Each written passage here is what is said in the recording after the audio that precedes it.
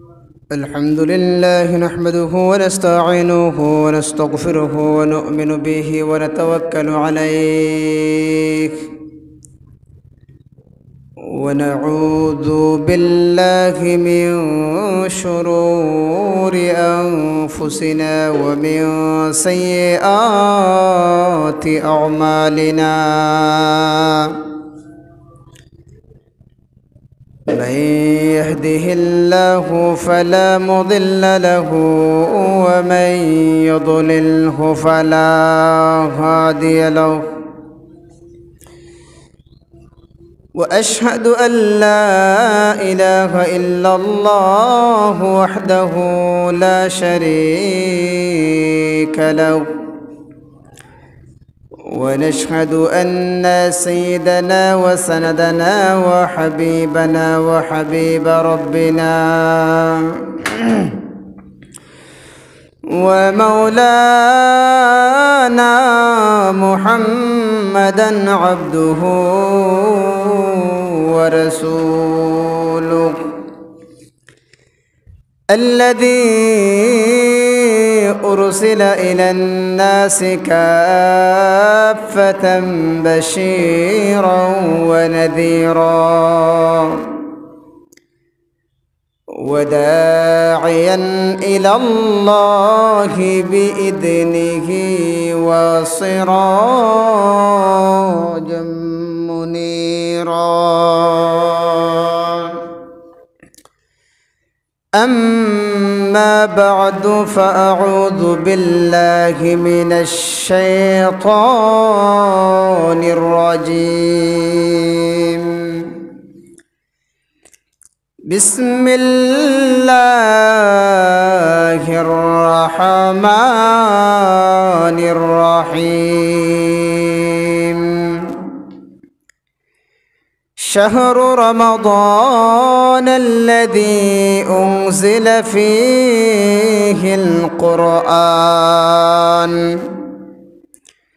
هدى للناس وبينات من الهدى والفرقان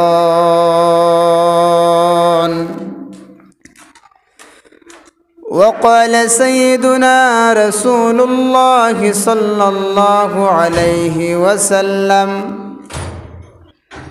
من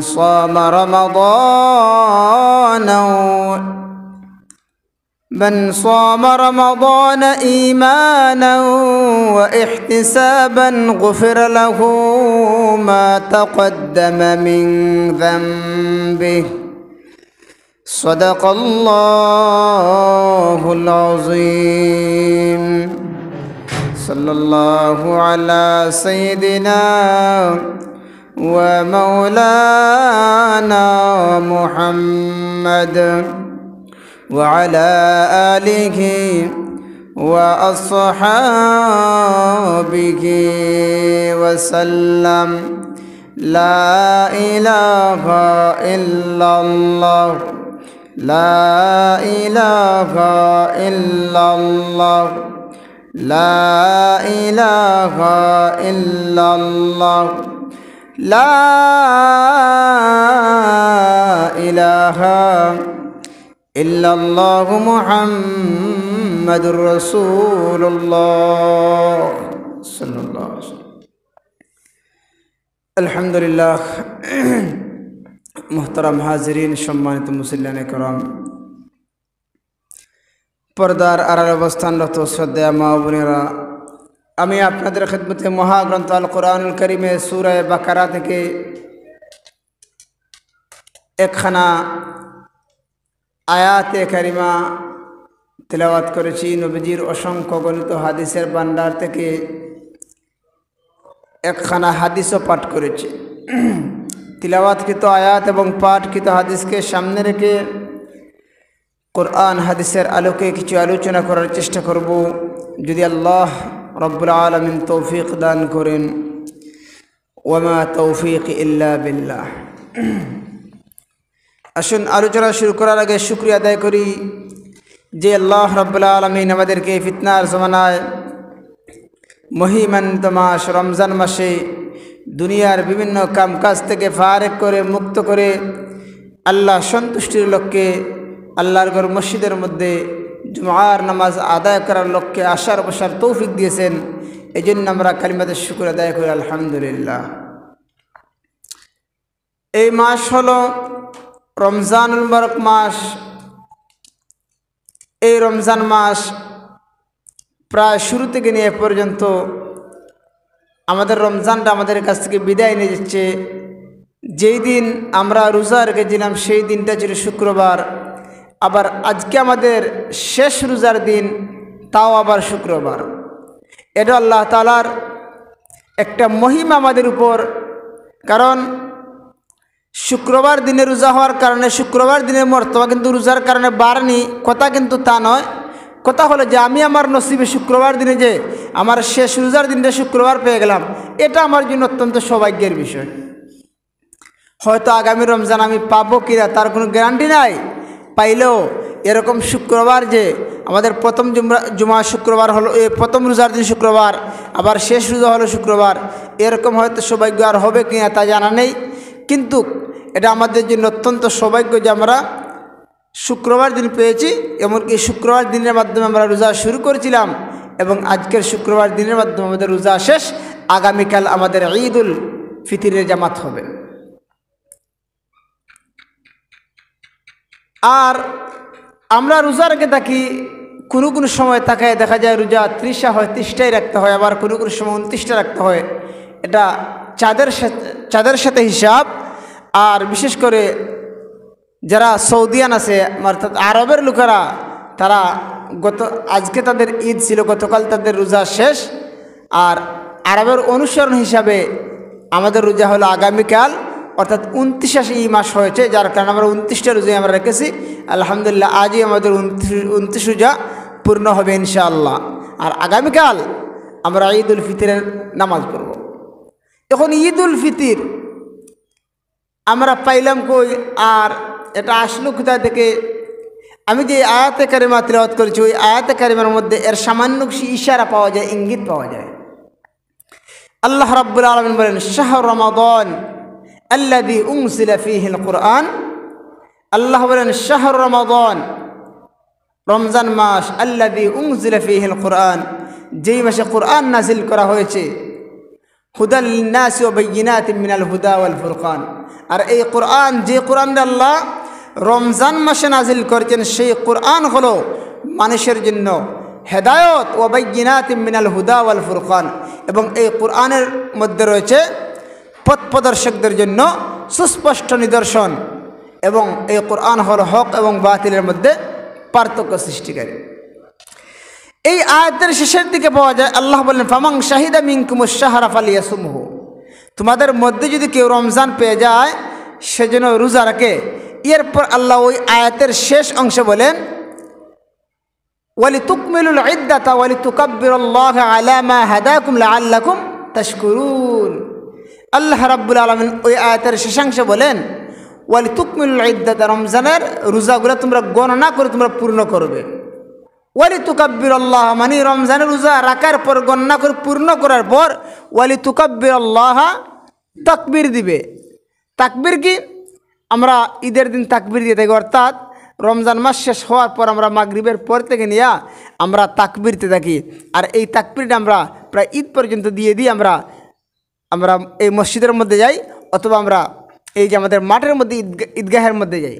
তাহলে আমরা বুঝতে পারলাম এই আয়াতের মধ্যে আল্লাহ রাব্বুল আলামিন ওয়ালিতুকাব্বিরুল্লাহ মানে তাকবীর দেওয়ার ইশারা ইঙ্গিত দিয়েছেন।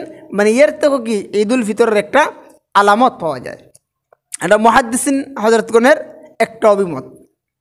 তাহলে এই মাস এমন একটা মাস, যেই মাসটা হলো মহিমান্বিত একটা মাস, যেই মাস সম্পর্কে আল্লাহ রাব্বুল আলামিন কোরআনুল কারীমের মধ্যে অনেক জায়গায় অনেক জায়গায় সেই মাসে রোজা রাখা সম্পর্কে আল্লাহ রাব্বুল আলামিন গুরুত্ব দিয়ে বলেছেন, এমনকি রোজার ফজিলত বর্ণনা করেছেন। শুধু তাই নয়, আল্লাহ রাব্বুল আলামিন মহাগ্রন্থ আল কোরআনের মধ্যে বলেছেন যে এই মাস হলো অত্যন্ত দামি মাস, যেই মাসের মধ্যে আল্লাহ রাব্বুল আলামিন কোরআনুল কারীম নাজিল করেছেন। এই কোরআনুল কারীম অত্যন্ত দামি একটা কিতাব, যে কিতাবকে আল্লাহ রাব্বুল আলামিন রমজান মাসে নাজিল করেছেন। শুধু তাই নয়, অন্যান্য নবীদের উপর যে সহিফা এবং আসমানি কিতাবগুলো আল্লাহ নাজিল করেছেন, সেই আসমানি কিতাবগুলোও এই মাসে নাজিল করা হয়েছে। এর কারণ হলো এই মাসটা হলো অত্যন্ত মহিমান্বিত মাস, কারণ এই রমজান মাস হলো এমন একটা মাস যেই মাসে আল্লাহ রাব্বুল আলামিন যখন রমজান মাস শুরু হয়ে যায়, ইজা জা রমাদান ফুতিহাত আবওয়াবুল জান্নাহ ওয়া গুল্লিকাত আবওয়াবুন নার ওয়া সুফিদাতিশ শায়াতিন ওয়া মুরদাতুল জিন্নি। এই রমজান মাস যখন শুরু হয়ে যায়, রমজানের আগমন যখন হয়, তখন আল্লাহ রাব্বুল আলামিন আমাদের জন্য একটা সুসংবাদ দেন। আল্লাহ রাব্বুল আলামিন তখন ফিরিস্তাদেরকে ডাক দেয়, বলে ও ফিরিস্তারা, তোমরা ফুতিহাত আবওয়াবুল জান্নাহ, জান্নাতের দরজাগুলো খুলে দাও, ও গুল্লিকাত আবওয়াবুন নার, জাহান্নামের দরজাগুলো বন্ধ করে দাও, ও সুফিদাতিশ শায়াতিন অথবা ওয়া মুরদাতুল জিন্নি। এই রমজানটা শুরু হওয়ার সাথে সাথে দুষ্ট জিনগুলার বেঁধে দাও, এই যে শয়তানগুলোকে, দুষ্ট শয়তানগুলোকে জিনজিল দ্বারা বন্দি করো। কিন্তু রমজান যখন আমাদের শেষ হয়ে যাবে, তখন কিন্তু আল্লাহ ওই জিন্নাতগুলো ছুটাইয়া দিবেন, ছেড়ে দিবেন। আর রমজান মাসে আল্লাহ রাব্বুল আলামিন এই দুষ্ট জিনগুলো এবং শয়তানদেরকে বেঁধে রাখার কারণ হইল, এই রমজান মাসে আল্লাহ রাব্বুল আলামিন এই যে এমন একটা আমল মুমিন বান্দাবান্দিদেরকে দিয়েছেন, সেটা হলো রোজা। অর্থাৎ রিয়া মুক্ত একটা, অহংকার মুক্ত একটা আমল হলো, লোক দেখানো সারা এমন একটা আমল হলো, যে আমলের মধ্যে লোক দেখানোর কোনো সুবিধা নাই। সেই আমলটা হলো আমাদের রোজা, মানে সওম। সেই সওমের সুবিধার্থে আল্লাহ রাব্বুল আলামিন এই যে আমাদেরকে শয়তান এবং খারাপ জিন্নাতদের দুকা থেকে বাঁচানোর জন্য আল্লাহ রাব্বুল আলামিন আমাদেরকে রিয়া মুক্ত রোজা রাখার জন্য, রিয়া মুক্ত আমল করার জন্য আল্লাহ এই জিন্নাতগুলো আর শয়তানদেরকে আল্লাহ বেঁধে রেখেছেন। কিন্তু এই রমজান মাস আজই আমাদের শেষ রোজা। যদি আমরা হায়াতে বেঁচে থাকি, আমরা আগামীকাল ঈদ উল ফিতরের জামাত পড়ব। কিন্তু আল্লাহ রাব্বুল আলামিন রমজান বিদায় হওয়ার সাথে সাথেই দুষ্ট জিনগুলোকে আল্লাহ ছেড়ে দিবেন, কারণ আল্লাহ এক মাসের জন্য, রমজানের জন্য শুধু তাদেরকে বন্দী করে রেখেছিলেন। কারণ এই রমজান মাস, যেই মাসের রোজার এত গুরুত্ব, যেই রোজা আল্লাহ রাব্বুল আলামিন ফরজ করেছেন, এই রোজার এত গুরুত্ব, আল্লাহ রাব্বুল আলামিন বান্দা বান্দির রোজাকে আল্লাহ কবুল করার নিমিত্তে আল্লাহ রাব্বুল আলামিন জিন্নাতগুলোর আল্লাহ বন্দী করে রেখেছেন। কারণ এই রমজান রোজা এমন দামি রোজা, নবীজি হাদিসের মধ্যে বলেন যে আল্লাহ রাব্বুল আলামিন হাদিসে কুদসির মধ্যে আল্লাহ রাব্বুল আলামিন নিজেই বর্ণনা করেছেন যে আসসাউমুলি ওয়া আনা আজজিবি। এমনকি অন্য বর্ণনার মধ্যে পাওয়া যায় আসসাউমুলি ওয়া আনা উজজা বিহি। এরকম দুইটা বর্ণনা আছে। কারণ রোজা এমন একটা প্রতিদান, যে প্রতিদান আল্লাহ রাব্বুল আলামিন এমন একটা আমল, যে আমলের প্রতিদান, যে আমলের সব আল্লাহ কাল কিয়ামতের কঠিন ময়দানে আল্লাহ নিজ হাতে বান্দার হাত দান করবেন। কারণ আমরা নামাজ পড়ি, আমরা এই যাকাত দেই, আমরা হজ করি, আমরা প্রত্যেকটা যেইগুলো ইসলামের 5টা রুকন থেকে নিয়ে এই 7টা রুকন সহ বাকি অন্যান্য যে ইবাদত করি, ওইগুলার আমল নামা, ওইগুলার সব আল্লাহ রাব্বুল আলামিন ফিরিস্তার মাধ্যমে বান্দার হাতে পৌঁছাইবেন। আল্লাহ ফিরিস্তার হাতে দিবেন, আর ফিরিস্তারা বান্দার হাতে দিবে, অর্থাৎ তাদের আমল নামা তাদের সামনে নিয়া ফিরিস্তারা বান্দার হাতে দিবে। কিন্তু রোজা, সেই রোজার ইবাদত, সেই রোজার আমলগুলা আল্লাহ রাব্বুল আলামিন হাসরের ময়দানে বান্দার হাতে দিয়া বলবেন, বান্দা তুই দুনিয়ার জমিনে আমি আল্লাহকে সন্তুষ্ট করার জন্য রোজা রেখেছিলে, যা আজকে আমি আল্লাহ তোর হাতের মধ্যে তোর আমল নামা দিলাম। এবার যে মতো আল্লাহ রাব্বুল আলামিন বান্দার হাতের মধ্যে রোজার প্রতিদান দিবেন, তখন বান্দা এই প্রতিদান পাইয়া খুশি হয়ে যাইবে। কারণ রোজা, বান্দার যে রোজা রাখার কারণে রোজা রাখার মধ্যে কোনো রিয়া থাকে না। রোজা রাখার পর বান্দার রোজা আল্লাহর দরবারে কবুল হয়। কারণ কম লোকই আছে এমন যে রোজা রাখার পরে গুনার কাজ করে বা সমালোচনা করে, এরকম কমও লোক পাওয়া যায়। কিন্তু বেশিরভাগ লোক এরকম পাওয়া যায় যে রোজা রাখার পর কষ্ট স্বীকার করিয়া হইলেও আল্লাহ সন্তুষ্টির জন্য রোজা রাখে। ওই সমস্ত লোকদের রোজা কাল কিয়ামতের কঠিন ময়দানে আসসাউমু জুন্নাহ হিসাবে রোজা ডাল স্বরূপ বান্দার সামনে দাঁড়িয়ে যাইবে এবং বান্দার জন্য সুপারিশ করবে। আর এই রমজান মাস, যেই মাসের মধ্যে আল্লাহ রাব্বুল আলামিন কোরআন নাজিল করেছেন, অনেক লোক এরকম আছে যে এই রমজান মাসে কোরআনের খতম করেছে, 1টা থেকে নিয়ে 4টা 5টা এরকম খতম করেছে। অনেক মা বোনেরও কোরআনের খতম করেছে। আমরা নিজেরাও মাদ্রাসার মধ্যে কোরআনের খতম করেছি। আসলে এই রমজান মাস এমন একটা মাস, যেই মাসে কোরআন তিলাওয়াত করলে অন্তরের মধ্যে একটা প্রশান্তি মিলে, অন্তরের মধ্যে একটা তৃপ্তি মিলে।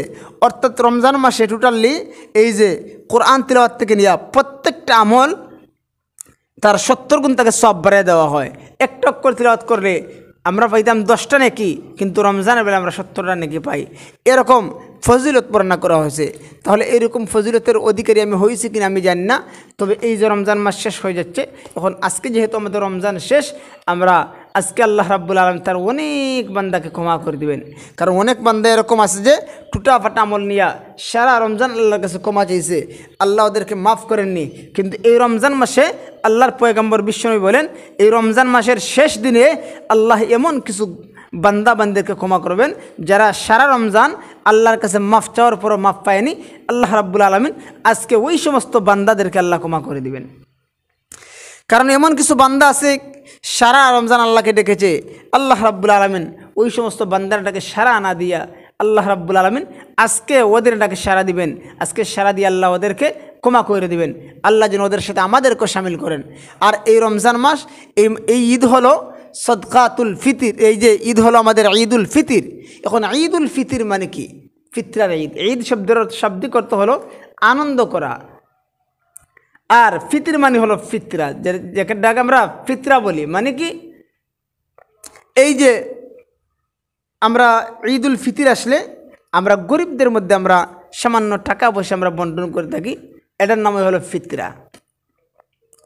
এখন ঈদুল ফিতির আর ঈদুল আজহা, ঈদ হলো দুইটা ঈদ।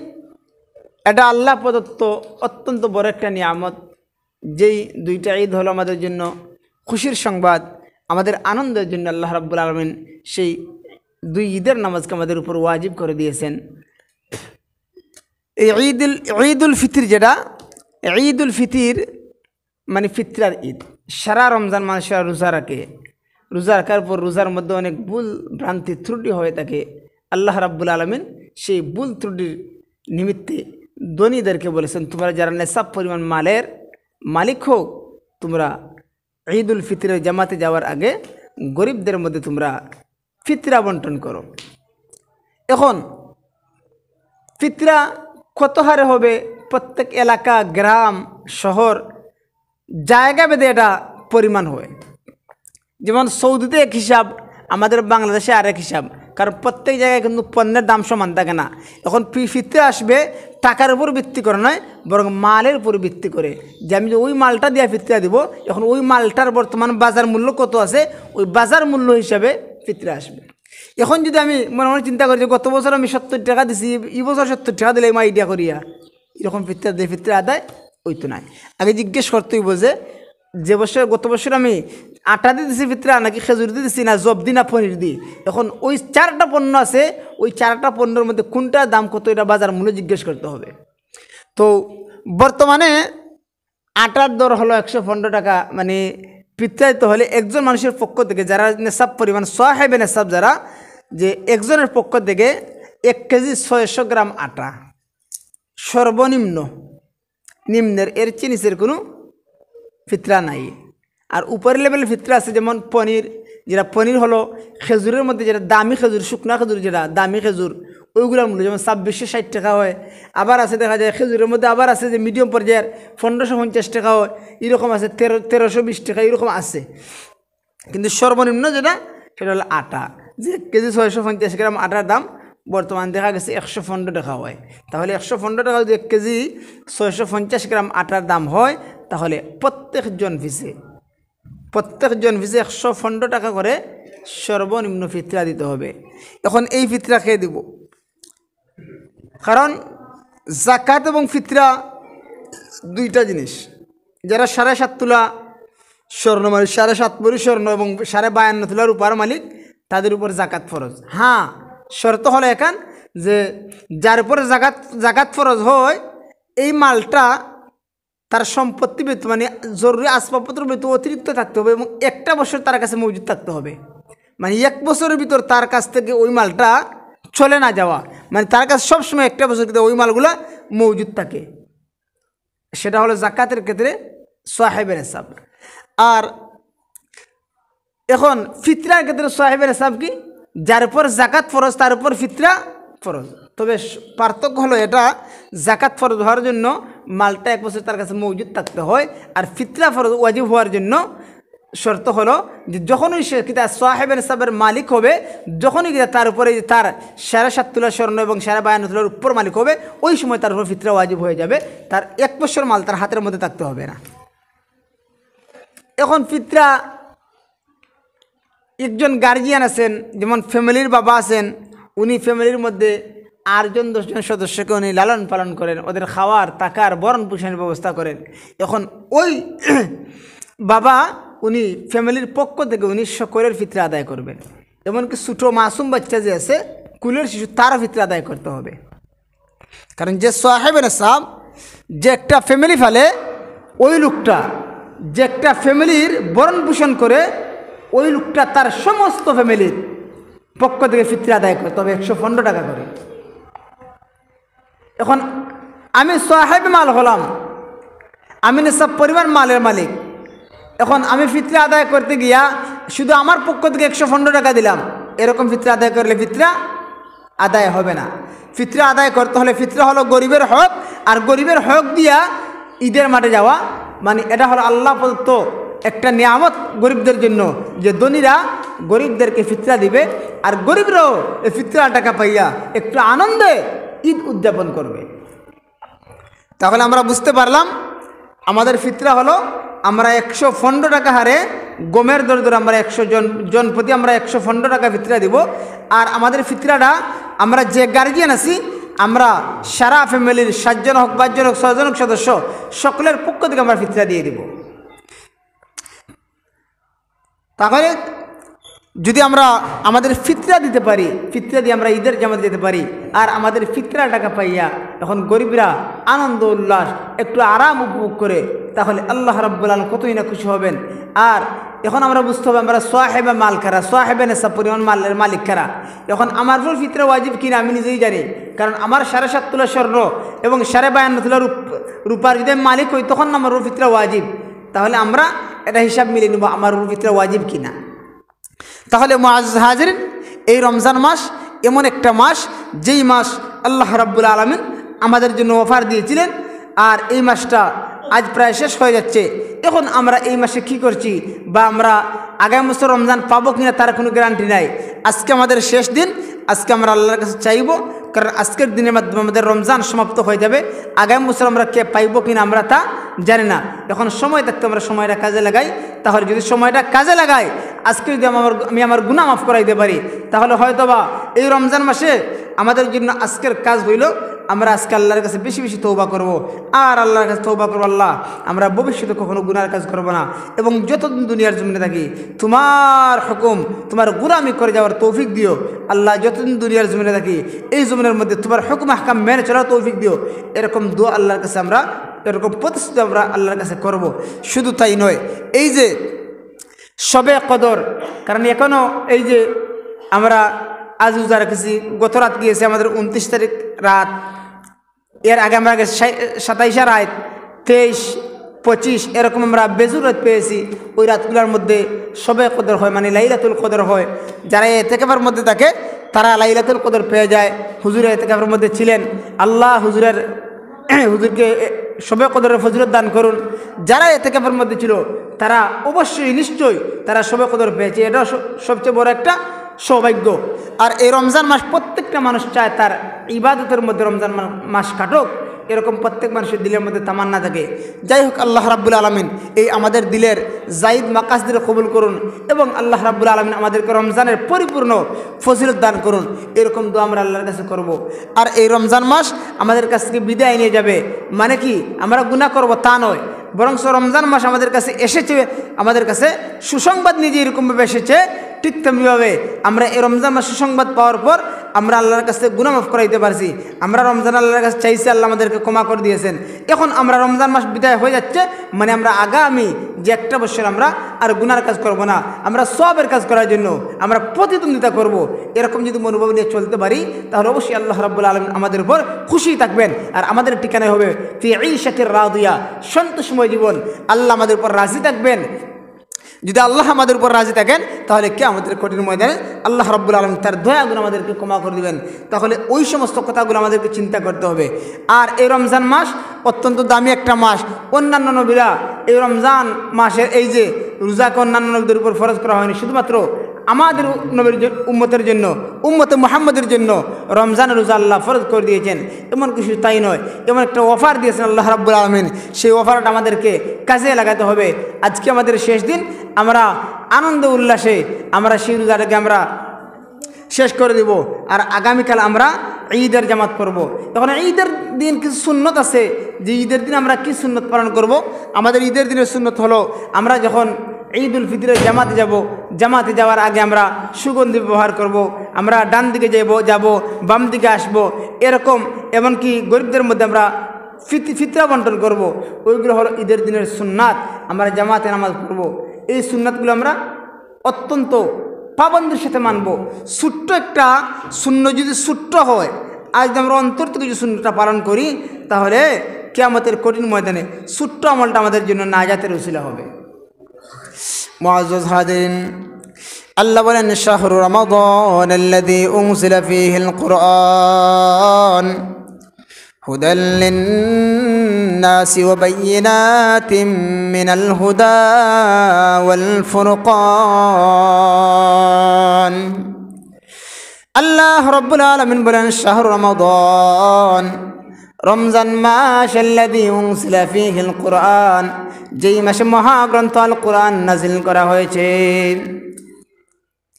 হুদাল লিন-নাসি ওয়া বায়্যিনাতিন মিনাল হুদা ওয়াল ফুরকান, এই মহাগ্রন্থ আল কোরআন, যে কোরআন আল্লাহ রাব্বুল আলামিন রমজান মাসে নাজিল করেছেন, সেই কোরআন হলো মানুষদের জন্য পথ প্রদর্শক, মানে মানুষদের জন্য হেদায়ত। এবং এই কোরআনের মধ্যে রয়েছে যারা পথ প্রদর্শক, যারা হেদায়ত পেয়ে গেছে, ওই সমস্ত লোকদের জন্য সুস্পষ্ট নিদর্শন। শুধু তাই নয়, আল্লাহ রাব্বুল আলামিন এই আয়াতে কারিমার শেষ অংশে বলেন, ও আমার মুমিন বান্দা বান্দিরা, তোমরা যারা রোজা রেখেছো, ফামান শাহিদা মিনকুমুশ শাহরা ফালিয়াসুমহু, তোমাদের মধ্যে যদি কেউ রমজান পেয়ে যায়, সেই জন্য রমজানের রোজা রাখে। আর যারা রমজানের রোজা রাখবে, তারা রমজানের রোজা রাখা অবস্থা আল্লাহ জানাইয়া দেয়, ফামান কানা মিনকুম মারিদান আও আলা সাফারিন ফাইদ্দাতুম মিন আইয়ামিন উখার।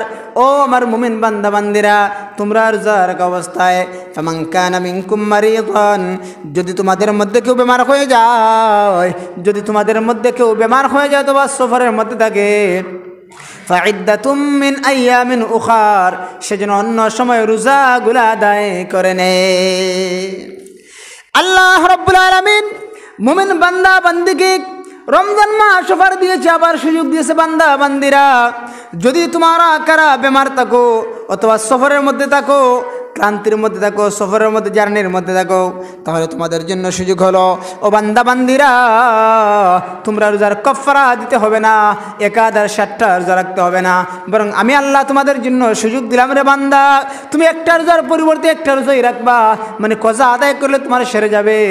এই জন্য মুআজ্জাজ হাজিরিন, ওই আয়াতের শেষ অংশে আমার আল্লাহ রাব্বুল আলামিন বলেন, ওয়ালিতুকমিলুল ইদ্দাতা ওয়ালিতুকাব্বিরাল্লাহা আলা মা হাদাকুম। আল্লাহ রাব্বুল আলামিন জানাইয়া দিক, আল্লাহ রাব্বুল আলামিন ডাক দেখো মুমিন বান্দা বান্দিরা, ওয়ালিতুকমিলুল ইদ্দাতা, তোমরা এই রমজান মাসের রোজাকে তোমরা গণনা করে তোমরা পূর্ণ করবে। তুকমিলুন, আকমালা ইউকমিলু তুকমিলুন, এর মানে হলো পুরা করা। আল্লাহ জানিয়ে দেবো, ওয়ালিতুকমিলুল ইদ্দাতা, এই রমজান রোজা তোমরা গণনা করে তোমরা পূর্ণ করবে। ওয়ালিতুকাব্বিরুল্লাহা আলা মা হাদাকুম, আর তোমরা যাদের উপর আল্লাহ রাব্বুল আলামিন, মানে আমি আল্লাহ তোমাদের যাদেরকে হেদায়েত দিয়েছি, আমি আল্লাহ তোমার যে বান্দা বান্দির উপর হেদায়েত দান করেছি, ওই সমস্ত বান্দা বান্দিরা ওয়ালিতুকাব্বিরুল্লাহা আলা মা হাদাকুম, তোমরা রমজানের শেষে তোমরা তাকবীর দিবে, আল্লাহর নাম স্মরণ করবে, মানে আল্লাহ ইঙ্গিত দিয়েছেন। এমনকি হাদিস শরীফের মধ্যে ব্যাখ্যা উল্লেখ করা হয়েছে, আল্লাহ ওয়ালিতুকাব্বিরুল্লাহা আলা মা হাদাকুম, এই কথা বলে আল্লাহ এই দিকে ইঙ্গিত করেছেন, তোমরা রমজানের রোজা রাখার পর তাকবীর দিয়ে তোমরা মসজিদের মধ্যে যাইয়া ঈদের নামাজ পড়বে। এমনকি আল্লাহ রাব্বুল আলামিন বলেন, লাআল্লাকুম তাশকুরুন, যাতে তোমরা শুকরগুজার বান্দা হতে পারো, আল্লাহর কৃতজ্ঞ বান্দা হতে পারো। এই যে তাহলে আমরা বুঝতে পারলাম আমাদের জন্য আল্লাহ রাব্বুল আলামিন কেমন গনিমত দিয়েছেন, কেমন পুরস্কার দিয়েছেন। আর যারা রমজানের রোজা রাখবে আল্লাহ রাব্বুল আলামিন ওদেরকে পুরস্কার কি দিবেন? কালকে আমাদের কঠিন ময়দানে আল্লাহ রাব্বুল আলামিন রোজাদার বান্দা বান্দিরকে ডাক দিয়ে বলবেন, ও আমার রোজাদার বান্দা বান্দিরা আসো, তোমরা আমার সামনে আসো। এবার রোজাদার বান্দা বান্দিরা আল্লাহর সামনে দাঁড়াইবে। আল্লাহ ডাক দিয়ে বলবেন, এরে বান্দা, দুনিয়ার জমিনে তুমি রোজা রেখেছিলে, বান্দার অন্য আমল তুমি কি করেছ? বান্দা বলবে, আল্লাহ অন্যান্য আমলগুলো আমি করেছি, কিন্তু আল্লাহ বলেন, বান্দা তোমার তো অন্যান্য আমলগুলো কবুল হয়নি। এবার বান্দা আল্লাহর সামনে তর করে কাঁপবে। আল্লাহ রাব্বুল আলামিন ডাক দিয়ে বলবেন, বান্দা চিন্তা করিও না, বান্দা পেরেশান হইও না। এরে বান্দা, দুনিয়ার জমিনে তুমি রোজা রেখেছিলে, ও বান্দা লা তাকনাতু মির রাহমাতিল্লাহ, আমি আল্লাহর রহমত থেকে নৈরাশ হইও না। এরে বান্দা, আমি আল্লাহ যে তোমার রোজাকে আমি আল্লাহ জমা করে রেখেছি। বান্দা দুনিয়ার জমিনে অহংকার মুক্ত একটা আমল করেছিলে, অহংকার মুক্ত কাজ করেছিলে, সেই রোজা রেখেছিলে, যে রোজার মধ্যে আর সম্ভাবনা নাই। আমি আল্লাহকে সন্তুষ্ট করার জন্য বান্দা তুই দুনিয়ার জমিনে উপবাস থেকেছিলে। এরে বান্দা, আমি আল্লাহকে সন্তুষ্ট করার জন্য দুনিয়ার জমিনে সারাদিন উপবাস থেকেছিলে। বান্দা শুধু তাই নয়, বান্দার ইচ্ছা করে তুই লুকাইয়া পানি খাইতে পারতে, বান্দার ইচ্ছা করে লুকাইয়া তুই খানা খেয়ে নিতে পারতে, কিন্তু আমি আল্লাহকে ভয় করে খাস না। বান্দা, আমি আল্লাহ আজকে তো রোজাকে জমা রাখলাম, তো রোজার আমলকে জমা রাখলাম। নেরে বান্দা নে, রোজার আমল নে, আর এই আমলের বিনিময়ে আমি আল্লাহ আজকে তোকে জান্নাতুল ফিরদাউস দান করলাম। এই জন্য মুআজ্জিজ হাজিরিন, আল্লাহ রাব্বুল আলামিন বলেন, ইয়া আইয়ুহাল্লাযীনা আমানু কুতিবা আলাইকুমুস সিয়াম, ও ইমানদার নর নারীরা, ও ইমানদার পুরুষ মহিলারা, তোমাদের উপর রমজানের রোজা ফরজ করা হয়েছে, যেরকম তোমাদের পূর্ববর্তীদের উপর রমজানের রোজা ফরজ করা হয়েছিল। তাহলে এই ফরজ বিধান হলো রমজানের রোজা, আর সেই রমজানের রোজা আমরা রেখেছি, এটা আমাদের জন্য একটা গনিমত। আমরা ইসলামের 5টা রুকনের মধ্যে একটা রুকন হলো রোজা, সেই রোজা আমরা পালন করতে পেরেছি। এই জন্য আমরা নিজেকে সৌভাগ্যবান মনে করি। আর আজকের দিনে আমরা সারা মাস রোজা রাখার পর আজকের দিন হলো আমাদের শেষ রোজার দিন। আর আজকের দিনে আল্লাহ রাব্বুল আলামিন তারা অগণিত বান্দাদেরকে ক্ষমা করে দিবেন। আজকে আমাদের শেষ দিন, আমরা আল্লাহর কাছে বেশি বেশি ক্ষমা চাইব, কারণ এই দিনের ফজিলতে তো আল্লাহ রাব্বুল আলামিন রমজানের শেষ দিন তার হাজারো লক্ষ কোটি বান্দাকে ক্ষমা করে দেবেন।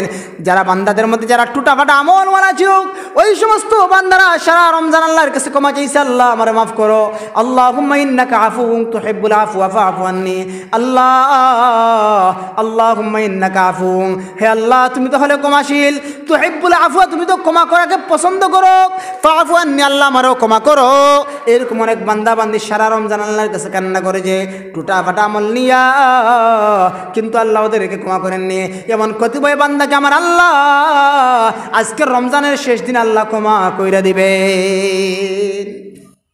আজকের দিনে আল্লাহ টুটাফাটা আমলওয়ালা কিছু বান্দা আছে, তারা আল্লাহর কাছে ক্ষমা চাইতে চাইতে শেষ, কিন্তু আল্লাহ তাদের কাছে কমপ্লিটলি ক্ষমা করে দিবেন, আল্লাহ তাদেরকে আর আটকাইবেন না। তাহলে আমাদের আমল কি? আমরা আজকে আমাদের রমজানের শেষ দিন, আমরা আল্লাহর কাছে বেশি বেশি ক্ষমা চাইব। আমরা আল্লাহর কাছে কেঁদে আল্লাহর কাছে ক্ষমা চাইব যে আল্লাহ আমারে ক্ষমা করে দাও। আগামী রমজান আমি পাবো কি না তার কোনো গ্যারান্টি নাই। তাহলে আমরা আজকে আলোচনা দ্বারা বুঝতে পারলাম যে আমাদের রমজান বিদায় নিয়ে যাচ্ছে। আর রমজান বিদায় নিয়ে যাওয়া মানে আমাদের কাছ থেকে এমন একটা মহিমান্বিত মাস যাওয়া, মানে সুবর্ণ একটা সুযোগ যাওয়া। যে ওভার আমরা পেয়েছিলাম সেই ওভারটা আমরা কাজে লাগাইতে পেরেছি। আলহামদুলিল্লাহ, আমরা রমজান রোজা রাখতে পেরেছি, আমরা কোরআন তিলাওয়াত করতে পেরেছি, আমরা বিভিন্ন আমল করতে পেরেছি, তারাবির নামাজ পড়তে পেরেছি। এটাও আমাদের জন্য একটা সৌভাগ্য, কারণ এই দুনিয়ার জমিন আখিরাতের জন্য সামানা জোগাড় করতে হবে। আর দুনিয়ার জমিনে যদি আমরা আল্লাহর জন্য কিছু করতে পারি, তাহলে এই সাথে রাদিয়া আল্লাহ আমাদেরকে সন্তোষময় জান্নাতি জীবন দান করবেন। তাহলে এই যেহেতু কারেন্ট ছিল না, এই জন্য ফিতরার যে আলোচনা, যেহেতু রমজান মাস, আর রমজান মাস শেষে আমরা রোজা মানে সিয়াম সাধন করার পর, রোজা রাখার পর আমরা যে ঈদ পালন করি, সেই ঈদ হলো আমাদের ঈদুল ফিতির, মানে ফিতরার ঈদ। ফিতরা মানে হলো গরিবদের হক, যেটা তার নাম হলো ফিতরা। আর ঈদ মানে আনন্দ। এই যে ঈদুল ফিতরা, এই হলো ফিতরার ঈদ। সারা মাস রোজা রাখার পর আমাদের রোজার মধ্যে অনেক সময় ত্রুটি বিচ্যুত হয়ে থাকে, যার কারণে আল্লাহ রাব্বুল আলামিন গরিবদের সুবিধার্থে, এই যে যারা আমাদের সমাজের মধ্যে অনাথ অসহায় আছে, গরিব আছে, যারা সাহেবে মাল নয়, যাদের নেশাব পরিমাণ মাল নয়, ওদের সুবিধার জন্য আল্লাহ ওদের একটু আনন্দ উপভোগ করার জন্য ধনীদের উপর আল্লাহ রাব্বুল আলামিন এই যে ফিতরা ওয়াজিব করে দিয়েছেন। যাদের উপরে জাকাত ওয়াজিব তাদের উপরে ফিতরা ওয়াজিব। ফিতরার জন্য শর্ত হলো, জাকাতের জন্য শর্ত হলো মাল তার কাছে একটা বছর কি মজুদ থাকতে হবে। আর ফিতরার জন্য শর্ত হলো যদি আমি যখন মালের মালিক হই যখনই আমার উপর ফিতরা ওয়াজিব 1 বছর মাল জমা থাকতে হবে না। তাহলে আমরা বুঝতে পারলাম যারা সাহেব মাল মানে 7.5 তোলা স্বর্ণ মানে 7.5 ভরি স্বর্ণ এবং 52.5 তোলার উপর মালিক তারা ফিতরা আদায় করবে, মানে গরিবদেরকে ফিতরা দিবে। মানে গরিবকে যারা সাহেবের হিসাবে মালিক নয়, মানে যাদের উপর ফিতরা ওয়াজিব নেই এরাই হলো গরিব। যেমন সমাজের মিসকিন বা ইয়েতিম এরকম যারা আছে যাদের উপর ফিতরা ওয়াজিব নয় তারা হলো সাহেবে মাল, এদেরকে ফিতরা দেওয়া দেব।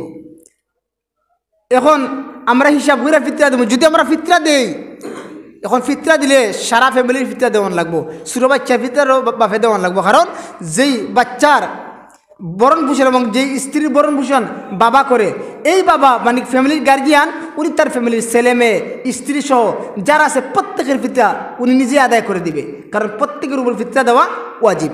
এখন এই ফিতরা আমাদের বর্তমান বাজার মূল্য হিসাবে 1 কেজি 650 গ্রাম আটার দাম পড়ে 115 টাকা। এখন সর্বনিম্ন ফিতরা হলো এই বছর 115 টাকা। অন্যান্য বছর আমরা দেখা গেছে 65 টাকা থেকে 65, কোনো বছর 70 75 এরকম দেওয়া হয়েছে। যেহেতু এখন আমাদের পণ্যের মাল বেশি, সেই হিসেবে উলামা একরাম সহ ইসলামিক ফাউন্ডেশন সহ যাচাই বাছাই করিয়া বাজার যে 115 টাকা পরে 1 কেজি 650 গ্রাম আটার দাম, এটা হলো সর্বনিম্ন ফিতরা। তাহলে আমরা যারা ফিতরা আদায় করব আমরা আদায় করতে পারি, যদি আমরা সর্বনিম্ন হিসেবে আদায় করি তাহলে 1 কেজি 650 গ্রাম আটার দাম 115 টাকা আদায় করবো। আর যারা আমরা বেশি একবারে হাই লেভেল আদায় করবো, যেমন পনিরের দাম মানে উন্নত খেজুর, যেটা পনিরের দাম হলো 2610 টাকা, 12 আছে মধ্যম প্রায় 1550 টাকা যে খেজুর, এরকম আমরা যারা যে হারে আছে আমরা আদায় করবো, আমরা ফিতরাটা আদায় করতাম। আর ঈদের জমাতে যাওয়ার আগে আমরা ফিতরাটা আদায় করে দিতাম, কারণ যারা ফিতরাত তো এদের উপর আল্লাহ তাআলা লানত থাকে, এমনকি ফিরিস্তারা পর্যন্ত ওই সমস্ত লোকদের উপর লানত দেখে না দেয় লানত যে গরিবদের হক আছে, কারণ যে তুমি আনন্দ মুখ করে ঈদের জামাতে যাইবাই আর গরিবেরা ঘরের মধ্যে আনা খাইয়া থাকবো। কারণ এই কারণে আল্লাহ রাব্বুল আলামিন যেহেতু গরিবদের হক ফিতরা, তাহলে এই ফিতরা দিয়ে আমরা ঈদের জামাতে যাইতাম। আর ফিতরা দিয়ে ঈদের জামাতে গেলে আমাদের জন্য সুসংবাদ, আমরা আল্লাহর কাছে যাই চাইব আল্লাহ আমাদের আশা পূরণ করবেন। এই জন্য আমরা বুঝিয়া শুনিয়া যারা উপযুক্ত আছে, যারা ফিতরা পাওয়ার উপযুক্ত, এদেরকে আমরা ফিতরা দিতাম। আর এই ফিতরা দেওয়ার বেলায় আমরা মনের মধ্যে কোনো অহংকার নিতাম না যে অমুক লোক গরিব আছে কিন্তু তার সাথে আমার ব্যক্তিগত হিংসা আছে, তার দিতাম না। এরকম যদি মনের মধ্যে হিংসা নেই তাহলে আমার ফিতরা দেওয়া কিন্তু বেকার হয়ে বগি। এই জন্য ফিতরা দেওয়ার ক্ষেত্রে যারা উপযুক্ত আছে, এখন সমাজের মধ্যে এরকম যদি থাকে যে অমুকের ফিতরা লাইছে, অমুক মানুষের ফিতরা কেউ দিছে না, তাহলে আমি দিতাম, এটা উচিত। একজন যদি ফিতরা সারা টাকা দিলে আদায় হয়ে যাব, মাসলা পরিষ্কার। একজন যদি সবাই মিলে একজনের ফিতরা দেলায় তার ফিতরা দেওয়াটা আদায় হয়ে যাব, কিন্তু আমার যে ব্যক্তিগত একটা বিষয় আছে না, যে একজন ফিতরা পাইল আবার আমার লাগা করে একজন ফিতরা খাওয়ার যোগ্য, সে ফিতরা পাইছে না, সে কিলাই করবো, এরকম দিক বিবেচনা কইরা যে সকলে গরিব যারা আছে সবাই ফিতরা পাইতো। কারণ সমাজের মধ্যে তার সকল দুনিয়ায় 100% মাঝে প্রায় 10% মানুষ থাকে দুনিয়া, বাদ বাকি 90% থাকে গরিব। এই জন্য ফিতরা দেওয়ার বেলায় আমরা চিন্তা করতাম, এমনকি একটু তালাশ করতাম তুকাইতা যে কোনানো গরিব আছে, এরকম দেখতা।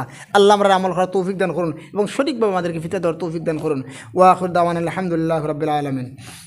আমরা জুমার সুন্নাত পড়ি, হুজুরের দোয়া করব শেষে।